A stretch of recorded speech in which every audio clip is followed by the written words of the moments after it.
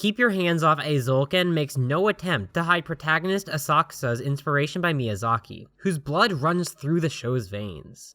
The series which inspires her, leading to her realization as a child that the labor of individual humans lies behind the media that she enjoys, is Future Boy Conan, Miyazaki's only full-length TV anime.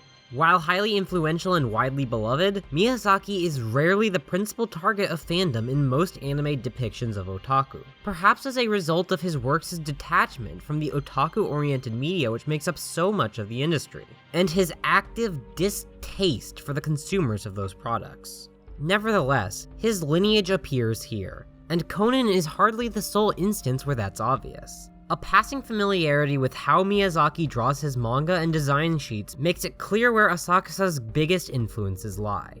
Take a look at this image from a Future Boy Conan art book that I really wish was scanned. It's drawn as if painted in watercolors, and it may well be, though I don't know enough about painting to say, with clear white space left in the corner of objects as a means to indicate shading. Lines remain sketchy and incomplete, conveying a sense that the image is subject to change, but still fairly developed. This isn't quite equivalent to a book of pure designs, as it's closer to a storyboard or layout, but it's close enough for comparison's sake.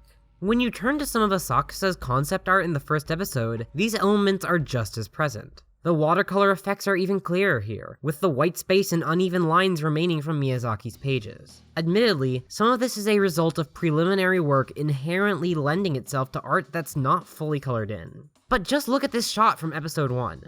Omnipresent wind power in a floating city should be an obvious nod to Miyazaki, and if you don't recognize that, then go watch my video on the man. If the style of her drawings was the only hint, I'd have to concede that I was making a leap here. But the explicit reference to Conan, combined with both formal and stylistic similarities to Miyazaki's design work, makes it clear. Asakusa is a hardcore Miyazaki otaku, and the show shares that spirit of hers. Alright, you might say, that'll be interesting information when I play the next edition of Anime Trivial Pursuit, but did I really need a whole video on it? No, but frankly, no one would click on a video about how Eizouken channels the spirit of classic otaku, because that's what it does, and that's what this video actually is. The title isn't a lie, of course. As demonstrated, Asakusa really does borrow a ton of her aesthetic vision from Miyazaki's, and that vision runs through the whole show, especially in its fantastical scenes. But Miyazaki is just the tip of the iceberg.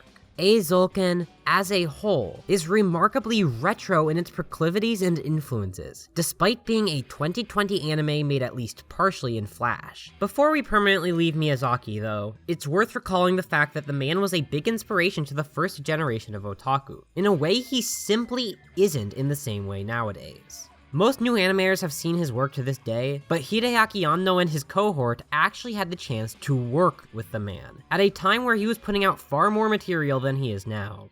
At that point, his ideas were showing up on both the silver and small screens, and his work represented a break from the stifling culture exemplified by Toei. It was a time where anime was still young, and aimed at those even younger than it, before otaku culture had a chance to cloister around a relatively narrow set of aesthetic priorities. Any serious otaku of the time was into Miyazaki, his girls like Clarice, but also the fantastic worlds he dreamed up. With that behind us though, let's return to the design sheets and the fantastic sequences they inspire for some more examples of this supposedly long-lost otaku spirit. While anime has hardly stopped portraying fantastic worlds across its existence, the focus on mechanical design has certainly taken a hit, as is specifically alluded to in episode 5.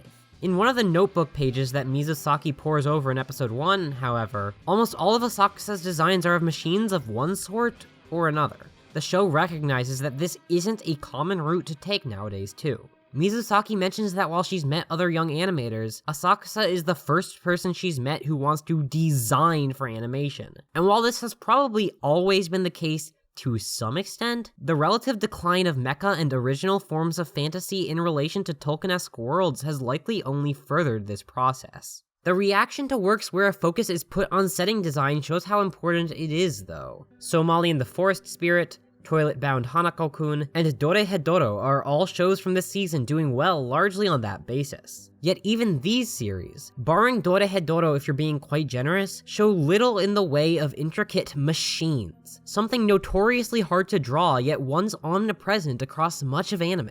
Someone like Asakusa really would be quite a rare find nowadays, even though her designs extend beyond the mechanical. She's hardly the only example here, of course. In episode 1, Mizusaki rushes home to see an anime by the dream team of Toshiyuki Inoue, Shinya Ohira, and Mitsuo Iso, all famous animators who made their names in the last century, working on the kinds of projects that someone like Asakusa would have done concept design for. Of course, all three of them remain popular in Sakuga circles today, but those very circles are in many ways a holdover of classical otaku behavior, when individual cuts were identified and copied long before Sakuga Boru existed. While it would certainly be a leap to claim that Mizusaki's love of intricate character animation is a new thing, KyoAni wasn't making their own works until the 2000s after all. The focus on bringing that about in combat-oriented sequences is certainly a niche today, if a beloved one.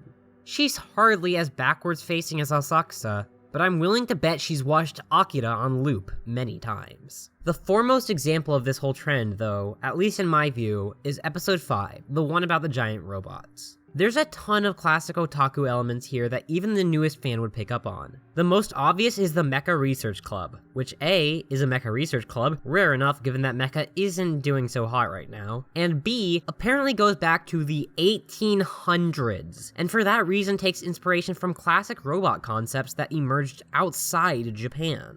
It's not that anime and manga never pull from films, novels, and other non-anime sources, but we can all admit that it's a fairly incestuous industry, and that's especially true for stuff about otaku. Oreimo doesn't detail how 19th century French novels played an overwhelming role in the trajectory of sister fucking games is what I'm saying. But the Mecha Club does, because that's what early otaku did, though admittedly, in specific corners, this still occurs today.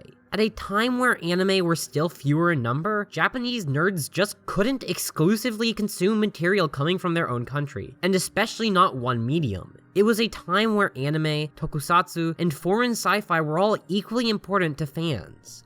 It's not hard to imagine even here in the West, as early sci-fi conventions were often a prime meeting spot for the very young anime fandom.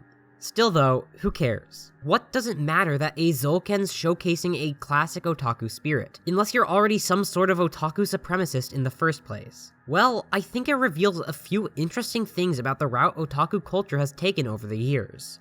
First, we've got to remember that the incredibly hardcore otaku of the 80s did not die out. Rather, their spirit persists today, as this series shows. To some extent, of course, the story I've been telling of old school otakudom here has been dressed up. It had problems we don't have to deal with, even if they were watching cooler movies than most anime fans I know.